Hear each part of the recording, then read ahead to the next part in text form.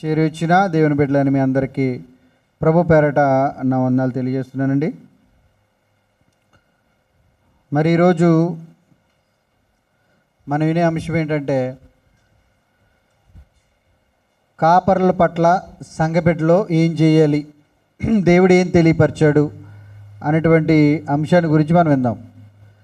మన సేవకుల పట్ల సంఘబిడ్డలో అయినా మనం ఏం చెయ్యాలి, దేవుడు ఏం చేయమన్నాడో అనేటువంటి విషయాన్ని మనం ఆలోచిద్దామండి. ఎందుకంటే మనందరం కూడా దేవుడు ఒక కుటుంబముగా మనల్ని ఏర్పాటు చేసుకున్నాడు. లోకంలో అనేక మంది ఉన్నా కానీ దేవుని కుటుంబంగా ఏర్పరచుకున్నది ఎవరినంటే క్రైస్తవుల్ని. బాప్తిజం పొందుకుని ఎవరైతే రక్షించబడి తన పిల్లలుగా ఉంటారో ఒక సంఘంగా వాళ్ళని లోకంలో నుంచి వేరుపరిచి సంఘంగా ఇక్కడ తెచ్చుకున్నాడు. ఇక్కడ కూర్చున్న మనందరం ఎలా ఉండాలి అనంటే, ఒకటిగా ఉండాలి. ఏక హృదయం కలిగి ఉండాలన్నాడు, ఏక ఆత్మ కలిగి ఉండాలన్నాడు, ఒకే మనస్తత్వం కలిగి మనందరం కూడా ఉండాలని కోరుకున్నాడు. ఎందుకు అని అంటేనండి, లోకంలో లోక కుటుంబాలు ఉన్నాయి, మనకి ఆత్మీయ కుటుంబాలు కూడా ఉన్నాయి. లోక కుటుంబాలు ఏముంటాయంటే, లోక కుటుంబాలు ఏముంటాయంటే కుళ్ళు ఉంటుంది, కుట్ర ఉంటుంది, అసూయ ఉంటుంది, స్వార్థం ఉంటుంది. కానీ ఆత్మీయ కుటుంబంలో ఏమి ఉండవు. ప్రేమ, దయ, జాలి, కరుణ, కటాక్షం. ఈ ఆత్మీయ కుటుంబాలు ఎలాంటివి అంటే రక్త సంబంధానికి సంబంధించినవి కాదు. ఈ కుటుంబాలు ఎక్కడ పరిచయం అవుతాయి అంటే మనకి దేవుని మందిరములోనే పరిచయం అవుతాయి. లోక కుటుంబాలు మన కుటుంబం రక్త సంబంధమై తాతల కాడి నుంచి వస్తాయి, పూర్వకాలం నుంచి వస్తాయి. అవి అవసరాన్ని బట్టి ప్రేమిస్తూ ఉంటారు. అవసరం అయితే ఒకలా ఉంటారు, అవసరం లేకపోతే ఒకలా ఉంటారు. ఎంతవరకు ప్రేమించాలో లిమిట్ ఉంటుంది, ఆ లిమిట్ దాటి ప్రేమించరు.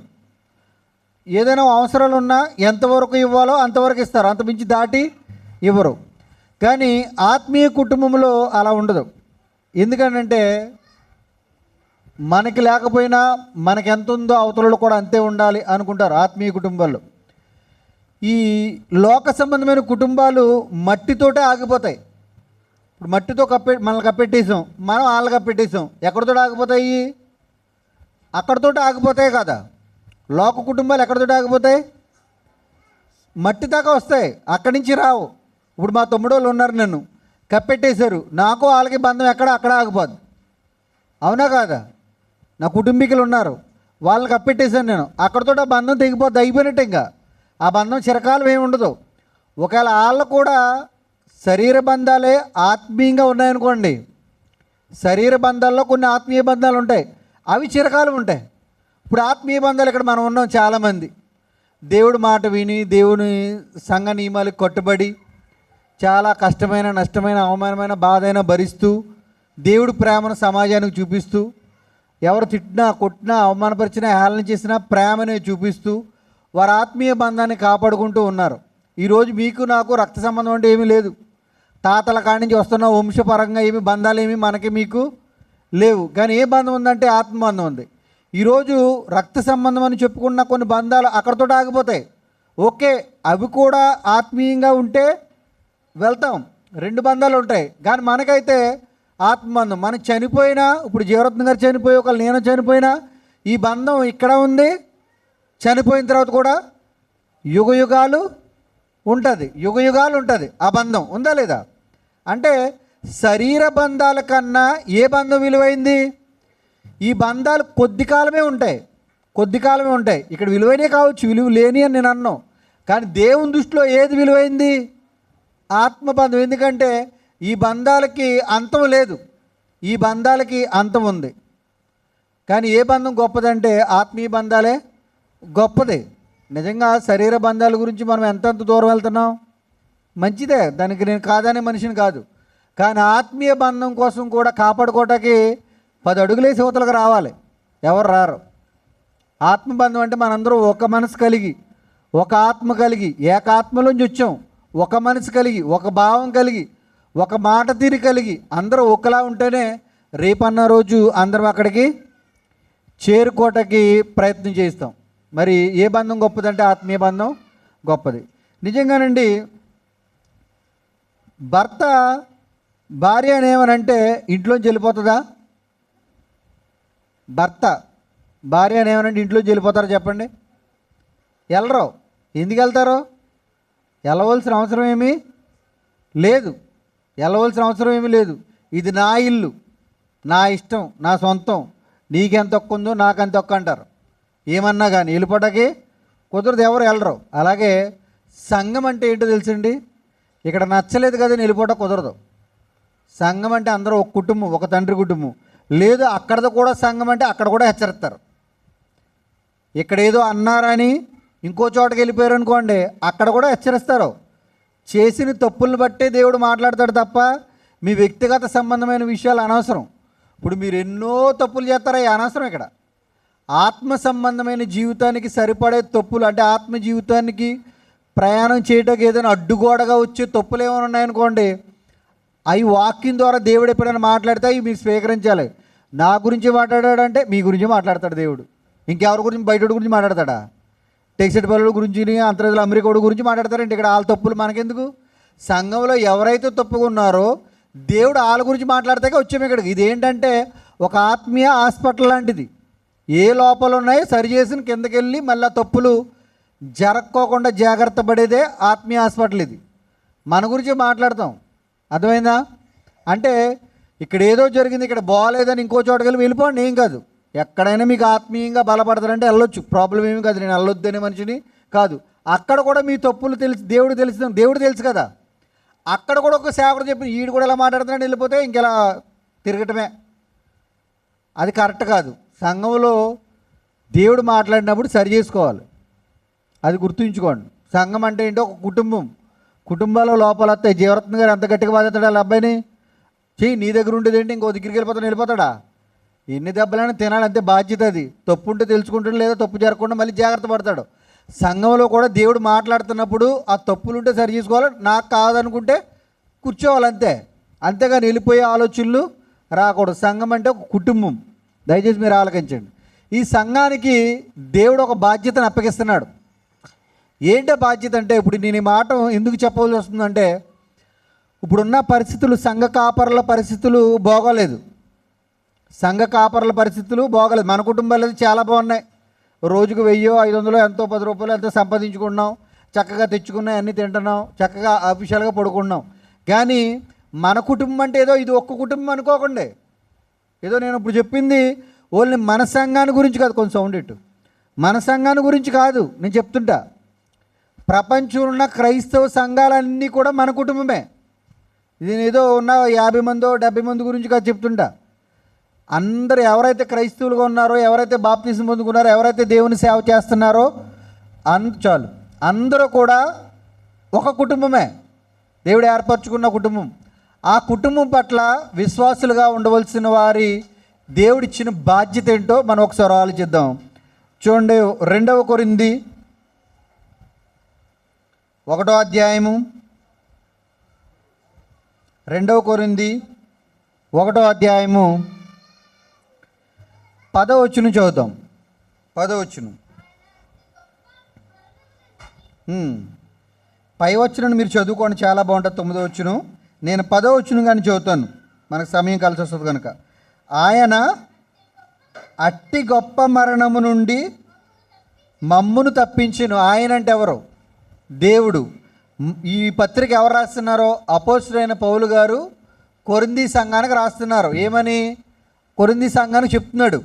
ఏమనంటే, ఇదిగో మేము గొప్ప మరణం నుంచి, ఇంకా పై వచనం చదివితే మాకైతే నమ్మకం లేదు, మేము నిశ్చయముగా ఖచ్చితంగా నేను చచ్చిపోవాలి, మేము చనిపోవాలి, చాలా ఇంకా చనిపోయాం అనుకున్నాం, మాకు వచ్చిన శ్రమను బట్టి, మాకు వచ్చిన ఆపదను బట్టి మమ్మల్ని చంపేశారనుకున్నాం, మేము చనిపోయాం అనుకున్నాం. కానీ అట్టి మరణము నుండి, గొప్ప మరణం అంట, మమ్మును తప్పించెను. ఇక ముందుకును అంటే ఇక ముందుకు కూడా తప్పిస్తాడు దేవుడు. మరి ఇక ముందుకు కూడా తప్పించాలంటే ఏం జరగాలి? మరియు మా కొరకు ప్రార్థన చేయటం వలన మీరు కూడా సహాయము చేయుచుండగా, ఇక్కడ ఏమన్నాడు? మేము సేవకులైన మేము మరణాన్ని నుంచి తప్పించబడాలి అని అంటే ఇక ముందు ఇప్పుడు దేవుడు కాపాడాడు మమ్మల్ని. చాలా గొప్ప మరణం. మాకు నమ్మకాలు లేవు, చచ్చిపోయాను అనుకున్నాను అని 9వ వచనంలో చెప్తూ అట్టి గొప్ప మరణం నుంచి తప్పించాడు. కానీ ఇక ముందు కూడా మేము తప్పించబడాలి లేదా? తప్పించబడాలి. మరి మేము తప్పించబడాలంటే సంఘబిడ్డలైన మీరు అందరూ ఏం చేయాలి? మా కొరకు ప్రార్థన చేయాలి. దాన్ని ఏమన్నారు ఆయన? మీరు కూడా సహాయం చేయుచుండగా. ప్రార్థన చేయటం వల్ల సేవకులకి మనం చేసేది ఏంటంట? ఏదో డబ్బులు ఇస్తే సహాయం చేశారు అనుకోకండి. డబ్బులు ఇచ్చినా ఇవ్వకపోయినా సేవకులు బ్రతుకుతారు. దేవుడు ఇంకో రకంగా ఇస్తాడు. ఒక చోట నుంచి రాకపోయినా ఇంకో చోట పెంచుకుంటాడు. డబ్బులు ముఖ్యం కాదు. మీరు ఇచ్చే డబ్బులు ఈ రోజుతో అయిపోతాయి, రేపటితో అయిపోతాయి, ఒకరోజు అవసరంతో మొత్తం అయిపోతాయి. కానీ మీరు చేసే ప్రార్థన అతనికి దేవుడు ఆయుష్ ఎంత ఇచ్చాడో అంతకాలం కూడా క్షేమంగా ఎక్కడ దుష్టుల చేతిలో పడిపోకుండా, మరణం రాకుండా కాపాడటానికి మీరు ఇచ్చిన డబ్బు కాపాడుతుందా? మీరు చేసే ప్రార్థన కాపాడుతుంది అన్నాడు. ఇక్కడ మీరు సహాయం చేయండి అన్నాడు. సహాయం అడుగుతున్నాడు సేవకుడు. ఏంటదంటే ప్రార్థన, సహాయం. చూడండి, ప్రార్థన చేయటం వలన మీరు కూడా సహాయం చేయుచుండగా ఆయన ఇక ముందుకును మమ్మును తప్పించునని ఆయన యందు నిరీక్షణ గలవారమై ఉన్నాం. అంటే సేవకులు మరణాన్ని నుంచి తప్పించబడాలి అని అంటే ఇక ముందు కూడా కాపాడబడాలి. ఇప్పుడు చనిపోయారు చాలామంది, మనం ఏం చేయలేం. ఇక ముందు చాలామంది సేవకుల మీద ఎవరు గురిపెట్టున్నారో? దుష్ట సంతానం, దుష్టులు గురిపెట్టున్నారు. మీకు ఒక వీడియో చూసారో లేదు తెలీదు. 1000 మంది కత్తులు పెట్టుకుని వాళ్ళ మతానికి ఎవరైనా ఎదురొస్తే చంపేస్తాం. ఇదే మన నినాదం. మాకు ఇంకెవరితోటి సంబంధం లేదు, ఇంక దేనితోటి సంబంధం లేదు, మేము చంపేస్తాం. మా మతాన్ని మేము కాపాడుకుంటాకే ఆల్రెడీ మన ప్రాంతంలోనే నినాదం చేసుకున్నారు. అంటే ఒక ప్రతిజ్ఞ చేసుకున్నారు, ఒక మాట ఇచ్చుకున్నారు వాళ్ళు నమ్ముకున్న విశ్వాసాలకి. వాళ్ళకి ఇంకా మంచేదో చెడేంటో ఏంటో అనేది ఎవరికీ తెలియదు. ఆల్రెడీ చంపటమే. మరి ఇక ముందు కూడా అలాంటి పరిస్థితుల్లో నుంచి సేవకులు తప్పించబడాలి, రక్షించబడాలి, బ్రతకాలి అని అంటే సేవకుడు కోరుకుంటుంది ఏంటంటే ప్రార్థన సహాయం. ఇక ముందు కూడా మేము బ్రతకాలంటే మీరేం చేయాలి? ప్రార్థన సహాయం చేయాలి అంటున్నాడు. మేము నిరీక్షిస్తున్నాం, దేవుని యందు మేము నిరీక్షణ గలవారమై ఉన్నాము అని చెప్తున్నాడు. నిజంగానండి. అందువలన అనేకుల ప్రార్థన ద్వారా, ఎవరి ద్వారా? అనేకుల ప్రార్థన ద్వారా మాకు కలిగిన కృపావరము కొరకు అనేకుల చేత మా విషయమై కృతజ్ఞతాస్తుతులు చెల్లింపబడంటే మీరు ప్రార్థన చేయటం వలన ద్వారా మాకేం కలుగుతుందంట? కృపావరం. అంటే కృప అంటే బ్రతికే అర్హత లేదు, ఆ క్షణంలో చచ్చిపోవాలి. ఉన్న పరిస్థితిని బట్టే దుష్టుల చేతిలో చచ్చిపోవాలి. కానీ మళ్ళీ దేవుడు కృప ఇచ్చాడంటే బ్రతికే అర్హత లేనప్పుడు బ్రతికిస్తున్నాడు. అది కృప అంటే ఏంటంటే అర్హత లేనోడికి అర్హత ఇవ్వటం. పై వచ్చులు ఏం చెప్పారైనా? నిశ్చయంగా అయితే మేము చచ్చిపోవాలి, కానీ కాపాడాడు దేవుడు. మీరు ప్రార్థన చేయండి, మళ్ళీ మమ్మల్ని కాపాడతాడు, ఆ కృపావరం మాకు ఇస్తాడు. అలా బ్రతికితే చాలామంది మా నిమిత్తం దేవుడికి ఏం చేస్తారంటే కృతజ్ఞతాస్తుతులు చెల్లిస్తారు. మా నిమిత్తం వాళ్ళు చెల్లిస్తారు బ్రతికినోళ్ళు అన్నాడు. అంటే మా ద్వారా ఎవరైతే రక్షించబడతారో వాళ్ళు మా నిమిత్తం కృతజ్ఞతాస్తుతులు దేవుడు. అంటే ఒక సేవకుడు బ్రతికాడు అనుకో, ఎంతమంది బ్రతుకుతారు? కొంతమంది దేవునిలో బ్రతుకుతారు. వాళ్ళు ఏం చేస్తారు? దేవుడికి కృతజ్ఞతాస్తుతులు. అంటే సేవకుడు బ్రతికితే ఎంతమంది బ్రతుకుతారు? చాలామంది బ్రతుకుతారు. వీళ్ళ దేవుడు కృతజ్ఞత చెల్లించాలంటే ముందు రక్షించబడ్డ వాళ్ళు ఏం చేయాలంటే సేవకుడు గురించి చేయాలి ప్రార్థన. సేవకుడు గురించి చెప్తే సేవకుడు ద్వారా వీళ్ళు రక్షించబడతారు, వీళ్ళ దేవుని స్తుతులు చెల్లిస్తారు. అంటే నేను అన్నాను ఇక్కడ పౌలు ఏదైనా మనకలాంటి సాదాసీదా సేవకుడు అనుకున్నారండి? సాదాసీదా సేవకుడా? కాదండి. నెంబర్ 1 ఇంకా పాత నిబంధనలో అలాంటి సేవకుడు ఇంకొకరు, అంటే అపోస్తుల్లో అలాంటి సేవకుడు ఇంకొకరు లేరు అని చెప్పుకోవచ్చు. బోల్డ్ ఆధారాలు ఉన్నాయి ఆయన గురించి. అపోస్తులందరూ గొప్ప సేవకులే, ఇతను కూడా గొప్ప సేవకుడు. ఇతను ప్రార్థన చేస్తుంటే మరణాన్ని నుంచి కూడా గెలిచిన వాళ్ళు ఉన్నారు మరణాన్ని. అవునా లేరా? ఒక మేడ నుంచి పడిపోయాడు, కానీ ప్రార్థన చేస్తే దేవుడు మళ్ళీ తన కృపను అనుగ్రహించి బ్రతికించాడు. ఖర్చు ప్లేస్తే రోగాలు స్వస్థపడ్డాయి. అలాంటి సేవకుడు అన్నాడో, మరణించిన లేపే వరం కలవడం అన్నాడో, ఒకవేళ మా గురించి మీరు ప్రార్థించేయండి, మరణాన్ని నుంచి తప్పిస్తాడు దేవుడు అన్నాడు. అంత బలవంతుడే ప్రార్థన సహాయం సంఘానికి కోరుతున్నాడు. అంటే ఇప్పుడు మన వాళ్ళు బలహీనలా, పౌలు కంటే బలవంతులా? బలహీనులండి. ఎవరు ఏ విషయంలో బలహీనంగా ఉన్నారో మనకు తెలియదు. ఏదో చూపుల్లోనో, మాటల్లోనో, ఏదో చిన్న చిన్న గమ్మున సంఘ విశ్వాసాల విషయంలోనో ఏదో ఒక బలహీనతలు ఉంటారు. నిజంగా వాళ్ళ గురించి సంఘ విశ్వాసాలు ఎంతలా ప్రార్థన చేయాలి? చేయాలా లేదా? చేయాలండి. అంటే దేవుడు సంఘానికి పెడుతున్న పరీక్ష.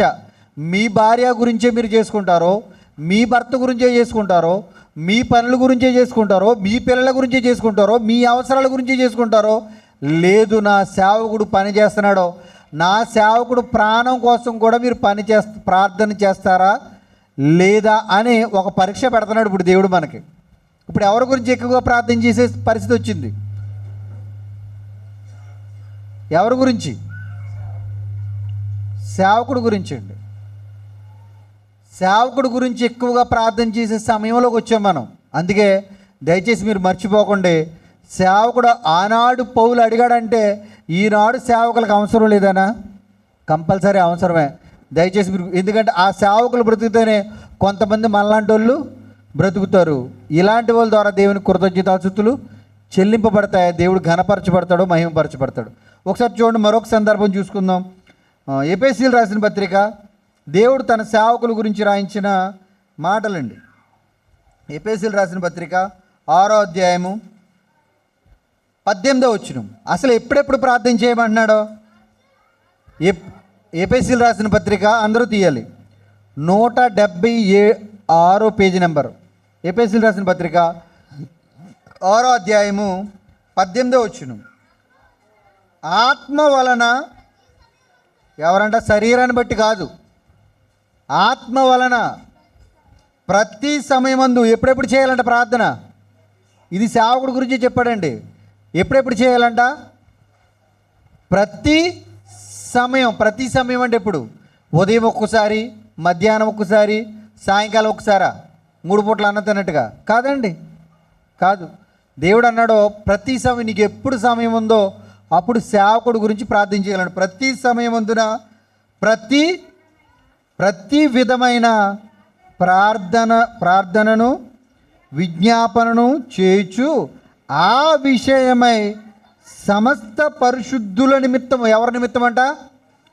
సమస్త అంటే అందరి నిమిత్తం, అందరి పరిశుద్ధుల నిమిత్తము. ఎలాంటిది? పూర్ణం అంటే నీ మనసులో ఇంకోటి ఉండకూడదు. నువ్వు ప్రార్థన చేసేటప్పుడు ఎటువంటి లోక సంబంధమైనది ఏది? మనసంతా ఎవరి వైపు కేంద్రీకరించాలి? దేవుని వైపు. ఏ విషయంలో చేస్తున్నావో ఆ విషయంలో మనసంతా ఆయన వైపు పెడుతూ పూర్ణమైన పట్టుదలతో విజ్ఞాపన చేయుచు మెలకువగా ఉండుడి. ఏదో అడిగాం కదన్న పేరుగా అడగకూడదు. ప్రార్థన కూడా చాలామంది మనం అలా అడుగుతాం, తండ్రి నీ సేవకులు చనిపోతున్నారు, దయచేసి కాపాడు, ఇంకా ఉన్నారు వాళ్ళని కూడా కాపాడు. ఇది ఎలా అడిగినట్టుంది? ఏదో అల్లా టప్పగా అడిగినట్టుంది. అడగమన్నాడు దేవుడు, అడగకపోతే బాగోదు, అడగాలి కదా అన్నట్టుగా అడిగారు. మరి నిజంగా దేవుడు అలా అడగమన్నాడా? ఎలా అడగమన్నాడు? పూర్ణ హృదయం కావాలి. మరొకటి పట్టుదల అంటే ఏంటి? మనం కూడా ఒక్కోసారి ఒక్కొక్కటి పట్టుకుని వదలం. సార్ కంపల్సరీ మీరు ఇవ్వకపోతే పెళ్ళి ఆగిపోద్ది, దయచేసి మీరు ఇవ్వాలి, ₹1,00,000 మీరు ఇవ్వాలి, మీరు ఇస్తారు, ఇంకంతే మీరు ఇస్తారు. గాడికి ఇవ్వాలని ఆలోచన లేదు. కానీ ఎలా రప్పించేస్తున్నాం వాడికి? నిజంగా నేనే ఇవ్వకపోతే ఇటు పెళ్ళి ఆగిపోద్దేమో. ఏంటిది? నేను ఇవ్వకపోతే పాపం వీళ్ళు కూతురు పెళ్ళో కొడుకు పెళ్ళో ఆగిపోద్ది, నేను ఇవ్వకపోతే ఈ పాపం ఇటు గల్ఫ్ ప్రయాణం ఆగిపోద్ది అన్నట్టుగా అడుగుతాం ఒక్కొక్కడిని. సార్ ₹1,00,000 ఉంటే చూడండి సార్, కొంచెం పెళ్ళి పెట్టుకున్నాం, పిల్లి అంటే ఆడేమంటాడు? సొత్తలా అంటాడు. వీడికి అర్థమైపోతాడు ఎవడని. అప్పుడు అలాంటిది ఏమడుగుతాడు? మీరు ఇవ్వకపోతే పెళ్ళి అవుతుంది అయ్యగారు, దయచేసి మీరు ఇవ్వాలి, ఎందుకంటే నీకు ఎవరు లేరు, మాకు చిన్నప్పటి నుంచి మీరే తెలుసు. ఇది ఎలా ఉంటుంది? పట్టుదలతో అంటే అప్పుడప్పుడు ఆడి మనసు మారిపోయి సరే కుసేపుల్లో రాయిస్తాను అన్నట్టుగా ఉండాలి. అంటే వెంటనే పట్టుదల అంటే ఏంటి తెలుసా? ఆ క్షణంలో జరిగిపోయేటట్టుగా అడగాలంటే దేవుణ్ణి. లేకపోతే దేవుడి మాట ఎందుకు రాయింతాడా? మీరు పూర్ణ హృదయం అంటే మనస్ఫూర్తిగా అడగండి. ఏదో అడగటం అంటే పేరుతో కాదు, పట్టుదల అంటే ఆ క్షణంలో అయిపోవాలి. ఇంకా సేవకులకి ఎక్కడైనా మరణం జరుగుతుంటే నీ ప్రార్థనని దేవుడు అక్కడ వెంట అడ్డుగోడ కట్టాలి వాళ్ళకి. అలా జరగాలంట. దేవుడు రాయించడం కూడా చూడండి, ప్రతి పదాన్ని మనం ఆలోచిస్తే అర్థమవుతుంది. చూడండి, పట్టుదలతో విజ్ఞాపన చేయొచ్చు, మెలకువగా ఉండండి అంటే పడుకోవద్దని కాదు, అక్కడ ప్రార్థన చేయటంలో మర్చిపోవద్దు అని. నిద్రపోతే మర్చిపోతామా లేదా? మర్చిపోతాం. మెలకువగా ఉండమంటే ఎప్పుడు కూడా ఏ విషయంలో ప్రార్థన చేసుకున్నా సేవకులను అక్కడ నీ ప్రార్థనలో జ్ఞాపం చేసుకో, మెలకువగా ఉండి మర్చిపోకు. సేవకుల గురించి ప్రార్థన చేయటం మర్చిపోవద్దు అని చెప్పాడండి. చూడండి ఇంకేముంది, ఎందుకు ప్రార్థన చేయమన్నాడో. ఎందుకు ప్రార్థన చేయమన్నాడంటే చూడండి 19వ వచనం. సౌండ్ వినపట్లేదు నాకు. అలా, మరియు నేను దేని నిమిత్తము రాయబారిన సంఖ్యలలో ఉన్నానో ఆ సువార్త మర్మమును ధైర్యముగా తెలియజేయుటకు నేను మాటలాడ నోరు తెరుచున్నప్పుడు. ఇక్కడ ఏంటంట, ఏ విషయంలో ప్రార్థన చేయాలంట? సువార్త ప్రకటించే విషయంలో సంఖ్యలు అంటే చెరసాలకు వెళ్ళిపోతున్నాం.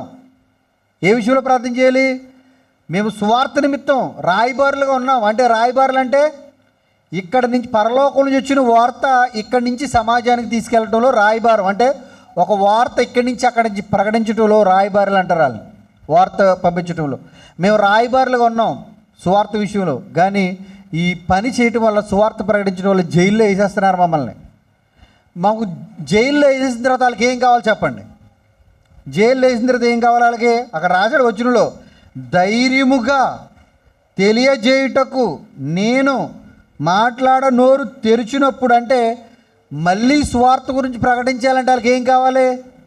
ధైర్యం కావాలండి. ధైర్యం కావాలా లేదా?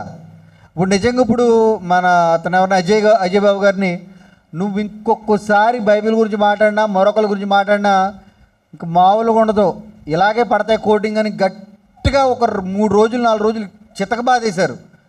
ఆయనకి మళ్ళీ వచ్చి సువార్త చెప్పగలిగే ధైర్యం ఉంటుందా? 4 రోజులు జరిగిన ట్రీట్మెంట్ని బట్టి ఒకవేళ ఏ సేవకుడిని కొడితే చెప్పగలుగుతాడా? చెప్పలేరండి. ఆ దెబ్బలను బట్టి, ఆ భయాన్ని బట్టి, ఆ రోజు ఆయన వేసిన కేకలను బట్టి, ఆ రోజు ఆయన పడ్డ మానసిక భయాన్ని బట్టి, ఆ ఒత్తిడిని బట్టి, ఆ బాధను బట్టి, శరీర బాధను బట్టి, ఇంకా చాలామంది సేవకులు ఉన్నారు కదా, నాకు నీరసంగా ఉంది నేను చెప్పలేనని తప్పించుకుంటాడు ఎవరైనా సరే. అందుకే అంటున్నాడు పౌలు, నేను చెరసాల్లో ఉన్నప్పుడు ఏం ఊరుకోరు, ఆయన కొరడా దెబ్బలు భయంకరంగా కొట్టివారు లేదు పౌలు గారిని. నేను సంఖ్యలు వేయబడ్డాను సువార్త నిమిత్తం, నేను ధైర్యం కోల్పోతానేమో, ధైర్యం పిరిగితనం వచ్చేద్దేమో, నేను ధైర్యంగా మళ్ళీ సమాజంలో మాట్లాడాలంటే మీరేం చేయాలి? ప్రతి విషయంలో ప్రార్థన చేయాలి. సేవకుడు కోరుకోవడం లేదా పౌలు గారు? ఎపిఎస్సీలో ఎవరికి రాశారు? పౌలు గారైనా రాస్తా ఆ సంఘానికి? పౌలు గారే. ఈరోజు జరుగుతున్నది ఏంటి? సేవకుల సంఖ్యలు దేని నిమిత్తం వెళ్తున్నారు? ఒక అజయ్ గారు కానీ, ఒక ఇంకా చనిపోయిన సేవకులు ప్రవీణ్ గారు కానీ దేని నిమిత్తం వెళ్ళారు? వాళ్ళు సువార్తను రాయబారంగా పట్టుకెళ్తున్నప్పుడే కదా వాళ్ళకి జరిగిన హింస, ఒక ఆపదైనా ఏదైనా సరే. నిజంగా మళ్ళీ ఇప్పుడు ఎవరైనా సింగిల్గా వెళ్ళగలుగుతారా? అంత పెద్దోళ్ళు వెళ్ళరేలు. కానీ ధైర్యం నాన్న మీ సేవకులకి ఇప్పుడు నిజంగా ఎవరైనా ఆర్ఎస్ఎస్ వాళ్ళు వస్తున్నారు, లేదా వేరే వాళ్ళు వస్తున్నారు అని అంటే ఇక్కడ ధైర్యంగా ఎవరు నిలబడగలరు? సేవకుడు నిలబడగలుగుతాడా? 100 మంది కర్రలిచ్చుకుని వస్తారు, సువార్త జరుగుతుంది, నిలబడగలుగుతాడా? నిలబడలేడు. పోనీ విశ్వాసులు ఉంటారు, ఈ నిలబడితే చెప్తాకే వాళ్ళు ఎక్కడ పడితే అక్కడ 4 దిక్కులు 4 పరుగులు, మొత్తం కుర్చీలు ఖాళీ, ఈయన ఒక్కడే దొరికిపోతాడు.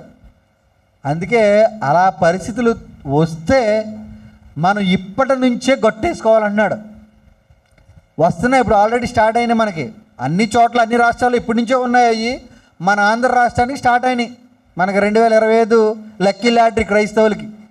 ఎవడ క్రైస్తవుడో, ఎవడ అన్యుడో, ఎవడ ధన్యుడో తేలిపోద్ది. ఇప్పుడు 25 నుంచి స్టార్ట్ అయింది. అందుకే దేవుడు చెప్పాడు ఇప్పటి నుంచే గట్టేసుకోండి.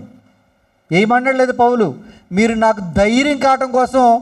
ఏంటి పౌలు గారే ధైర్యం కోల్పోతారని కదా అడుగుతుంటే పాపం ఆయన ఒక మనిషేనండి. ఒక దెబ్బలు ఎలాంటివో, బాధ ఎలాంటిదో తెలుసు ఆయన కూడా ప్రాణ భయం అనేది ఉంటుంది. మనిషి ఎంత సేవకుడైనా చనిపోవటానికి ఇష్టమే. కానీ ఆ క్షణం వచ్చేటప్పుడు కొంచెం భయం వేస్తుంది. ఇప్పుడు నేను అంటాను దేవుని సేవలో మరణం నాకు వచ్చిన సంతోషం, ఓకే నేను సిద్ధపడ్డాను, కానీ ఆ క్షణం వచ్చేటప్పటికి ఆ 10 నిమిషాలు భయం ఉంటుంది. మైండ్లో ప్రిపేర్ అయినా క్రియలు చేసేటప్పటికి భయం ఉంటుంది. ఆ భయం కూడా వండుకోకుండా అడుగుతున్నాడు, నాకు ధైర్యాన్ని అంటున్నాడు. చూడండి నెక్స్ట్ ఏమన్నాడు చూడండి, బాగుంటుంది. 20 వచ్చును, దానిని గూర్చి నేను మాట్లాడవలసినట్టుగా ధైర్యముతో మాట్లాడుటకై వాక్శక్తి నాకు అనుగ్రహించినట్లు నా నిమిత్తము పూర్ణమైన పట్టుదలతో విజ్ఞాపనము చేచు మెలకువగా ఉండుడి. అంటే నేను వాక్చిత్తూరు, నేను మాట్లాడే విధానం నాకు కావాలంటే నాకు వాక్చిత్తూరు మాట్లాడే విధానం రావాలి. ఆ విధానం రావాలంటే నాకు ధైర్యం కూడా రావాలంటే నేను మళ్ళీ సువార్త చెప్పే విధానం నాకు రావాలి. అంటే చెప్పే విషయంలో నాకు పిరిగితనం రాకూడదు. మాట్లాడే విషయంలో వాక్చిత్తూరు నాకు రావడానికి ధైర్యం ఇవ్వండి. నేను మాట్లాడతాక నాకు ధైర్యం కావాలి. ఎందుకని సరసాల్లో ఉన్నాను, నేను భయంకరమైన దెబ్బలు తిన్నాను, నాకు ధైర్యం కావాలి. అడుగుతున్నాడా లేదా? అంటే సంఘానికి దేవుడిచ్చిన బాధ్యత ఏంటి? సేవకుల విషయంలో కంపల్సరిగా ప్రార్థన అనేది చేయమన్నారు. దేని విషయంలో? వాళ్ళ సువార్తకు వెళ్తున్నప్పుడు వాళ్ళు మాట్లాడేటకు నువ్వు జ్ఞానం ఇయ్యి తండ్రి, వాక్చిత్తూరు ఇయ్యి, వాళ్ళు నిలబడతాక ధైర్యం ఇయ్యి, సరసాల్లో పడిపోకుండా దుష్టుల చేతిలో నుంచి నువ్వు కాపాడని ఆనాడు సేవకులు సంఘాన్ని కోరినప్పుడు ఈనాడు సేవకుల కోసం మనం చేయకూడదా? బాధ్యత అండి. చూడండి ఒకసారి 2వ దశలోనికి చూడండి ఒకసారి. 2వ దశలోనిక 3వ అధ్యాయము, 2వ దశలోనిక 3వ అధ్యాయము 2వ వచనం చూద్దాం. 3వ వచనం కానీ 1వ వచనం కానీ చూద్దాం. 2వ దశలోనిక 189 పేజీ నెంబర్. 2వ దశలోనిక 3వ అధ్యాయము 1-2 వచనాలు చూద్దాం. తుదకు సహోదరులారా, మీలో జరుగుచున్న ప్రకారము ప్రభువు వాక్యము శీఘ్రముగా వ్యాపించుటకు మహిమపరచబడు నిమిత్తం. చాలండి. ఇక్కడ ఏమన్నాడో, నాన్న సహోదరులారా మీలో జరుగుతున్న ప్రకారము ప్రభువు వాక్యం, అక్కడ ఏం జరుగుతుందో మనకు తెలియదు, కానీ వాక్యం ఎలా ఉండాలంట? వ్యాపించాలంట. కింద ఫుట్ నోట్లు ఏముందంటే పరుగెత్తి వాక్యం ఏం చేయాలంట? పరిగెత్తాలి. ఇప్పుడున్న పరిస్థితిని బట్టి వాక్యం పరిగెడుతుందా, ఆగిపోయే పరిస్థితికి వచ్చిందా? ఈయన వాక్యం పరిగెట్టాలి, వ్యాపించాలి అన్నాడంటే వ్యాపించే పరిస్థితి అప్పుడుందా, ఆగిపోటాకే సూచనలు ఎక్కువ ఉన్నాయని అన్నాడు. ఈ మాట ఒరే నువ్వు పరిగెట్టరా అంటే అర్థం ఏంటి? పరిగెట్టట్లేదు అని అర్థం. ఇక్కడ ఇప్పుడు గమ్మున వెళ్ళరా అన్నాను అనుకో, ఇప్పుడు మా జాయిగా నీళ్ళు తేరా అన్నాను, సాయితీగా నడుస్తున్నాడు, లేదా అక్కడే ఉన్నాడు, నేనేమన్నాను వెంటనే నాకు అర్జెంట్ అన్నప్పుడు పరిగెట్టరా అన్నాను. అంటే పరుగు పెట్టు అని అన్నానంటే ఎప్పుడు అన్నానమాట? పరుగు ఎడుతుంటే అంటానా, ఆగిపోయింటే అంటానా? ఆగిపోయింటేనే అంటాను, లేదా స్లోగా నడుస్తుంటే అంటాను. ఇప్పుడు పౌలు గారు ఏమన్నారు? వాక్యం వ్యాపించాలి, వాక్యం ప్రకటించాలి ఇప్పుడున్న ప్రకారంగా అంటాడంటే అప్పుడు కూడా కొంచెం బలహీనమయ్యే పరిస్థితి ఉందనే పౌలు గారు మాట అన్నారు. ప్రకటించాలి, వ్యాపించాలి, పరుగులు పెట్టాలి అంట. అంటే ఇప్పుడున్న పరిస్థితి చూడండి, నిజంగా వాక్యం ప్రకటింపబడటానికి అవకాశాలు ఉన్నాయా, తగ్గిపోతున్నాయా? తగ్గిపోతాయండి. కుమార్ గారికి అర్థమైంది, తగ్గిపోతున్నాయి. గొంతెత్తి మాట్లాడటానికి ప్రయత్నం చేయండి, సమాధానం చెప్పడానికి ప్రయత్నం చేయండి. అప్పుడు చెప్పేవాళ్ళకి మీకు అర్థమవుతుందనే ఆలోచన నాకు ఉంటుంది. ఇప్పుడు వాక్యం ఇప్పుడు ఆగిపోయే పరిస్థితికి వచ్చిందండి. ఉందా లేదా ఇప్పుడు పరిస్థితి? ఇప్పుడు 4 చోట్ల వెళ్ళి సభలు పెడతాక లేదు, అర్హత లేదు. పబ్లిక్లోకి వెళ్ళి మీటింగ్లు పెట్టే అవకాశాలు, పర్మిషన్లు ఇవ్వట్లేదు. అంటే వాక్యం ఆగిపోయే పరిస్థితి ఉంది. చాలామంది సభల్లో విని చాలామంది అన్యజనులు మారిన వాళ్ళు ఉన్నారు. ఇప్పుడు అడ్డుకట్టేస్తున్నారు. అందుకే వాక్యం పరుగులు పెట్టాలి. ఇప్పుడున్న ప్రకారంగా పరిస్థితులు స్లోగా ఉన్నాయి. దాని నిమిత్తం మీరు ఏం చేస్తారంటే చెప్తున్నాడు ఇక్కడ, మేము అంటే అపోస్తులు, మేము సేవకులైన మేము మూర్ఖులైన దుష్ట మనుషుల చేతిలో నుండి తప్పింపబడు నిమిత్తము మా కొరకు ఏం చేయాలంట? ప్రార్థన చేయాలంట. అంటే ఎవరి దగ్గర వాక్యం ప్రకటింపబడుతుంది? ఎవరి మధ్యలోకి వెళ్తుంది వాక్యం? దుష్టుల మనుషుల దగ్గరికి వెళ్తుంది, మూర్ఖుల దగ్గరికి వెళ్తుంది, దుష్టుల దగ్గరికి వెళ్తుంది. వాక్యం వెళ్ళే చోటల్లా ఎవరుంటారు? వీళ్ళిద్దరూ ఉంటారు, మూర్ఖంగా ప్రవర్తించే వాళ్ళు, దుష్ట సంతానం ఉంటారు వాక్యం వెళ్ళే చోట. అందుకే మేము ఎక్కడైతే సత్యం వెళ్తుందో అక్కడ అసత్యం ఉంటుంది. అసత్యం ఆపేవాళ్ళు ఉంటారు. కనుక దయచేసి ఆ వాక్యం ఆగిపోకుండా పరుగులు పెట్టేటట్టుగా, దుష్ట సంతానం రాకుండా, మూర్ఖులు రాకుండా ఆ సువార్త పరుగులు పెట్టడానికి మీరు ఏం చేయాలంటే ప్రార్థన చేయాలి. అదేంటి, సువార్తకుడు వెళ్ళి ప్రకటించేస్తే సరిపోదా అంటే కుదరదు. సంఘం అంతా కూడా మోకరించి ప్రార్థన చేయాలంట. ఎక్కడైనా సువార్త జరుగుతుంటే చేయాలి ఇక్కడ, అదే కదా. ఎందుకని వాక్యం పరిగెట్టే చోట దుష్టులు ఉంటారు, మూర్ఖులు ఉంటారు. అంటే సంఘానికి అడుగుతున్న దేవుని సేవకుడు ప్రార్థన సహాయం అండి. చూడండి ఒకసారి కొలసీలు రాసిన పత్రిక 4:4 చూద్దాం మనం. కొలసీలు రాసిన పత్రిక 4వ అధ్యాయము 4వ వచనం.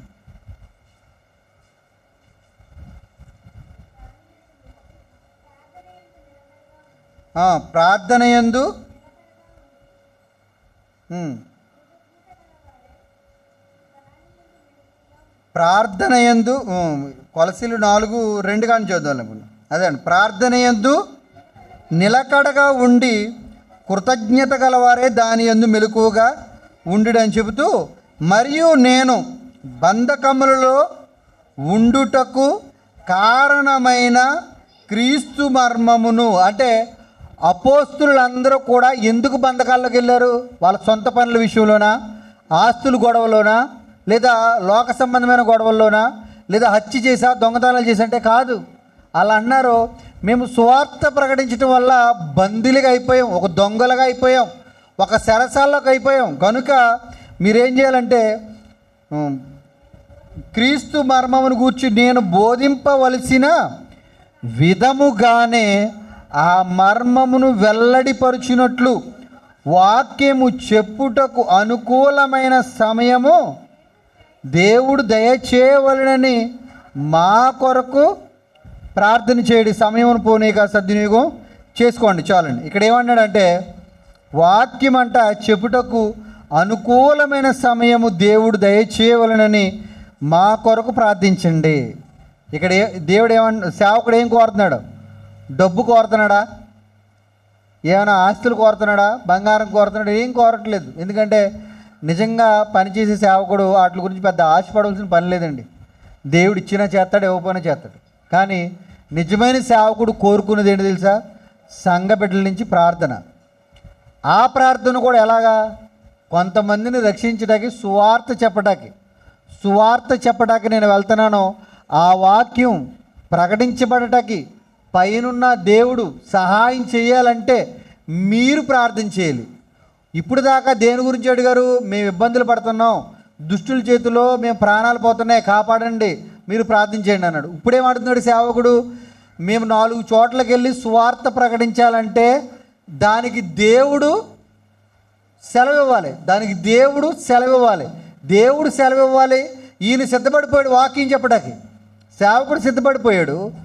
కానీ దేవుడు సెలవు ఇవ్వాలంటే ఎవరు చేయాలి? మధ్యలో సంఘం ప్రార్థన చేయాలంట. సంఘం ఒకటేనండి.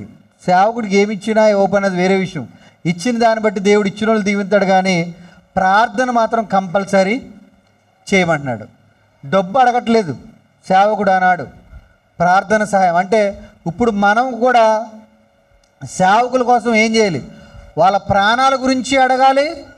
నెక్స్ట్ వాళ్ళ సువార్త ప్రకటిస్తారు కదా, ఆ సువార్త కూడా ఎక్కడ ఆటంకం లేకుండా సువార్త చక్కగా వినపడి అనేకమైన అన్యజనులు కానీ లేదా దేవుడిని ఎరగని వారు కానీ దాన్ని ఎరిగి అసలు దేవుడి గురించి పట్టించుకోలేని వారు మనసులు మారేటట్టుగా ఉండేటట్టుగా ఆ వాక్యం ప్రతి ఒక్క హృదయాన్ని తాకేటట్టుగా తండ్రి నువ్వు వారికి సహాయం చేయి అని ప్రతి ఒక్కరూ కూడా సంఘమంతా విశ్వాసులందరూ ప్రార్థన చేయాలండి. అంటే వాళ్ళ ప్రాణాల గురించి, నెక్స్ట్ సువార్త ప్రకటించడం గురించి ఇప్పుడు చేయాలి లేదు, ఇచ్చిన బాధ్యత కాదా? చూడండి ఒకసారి చివరగా మరొక వచనం చేద్దాం, మనం ముగించుకుందాం. రోమిల్ రాసిన పత్రిక, అపోస్తుడైన పౌలు రోమిల్ రాసిన పత్రిక 15వ అధ్యాయము 32వ వచనం. ఆ, 30వ వచనం కానీ చదువుతానండి.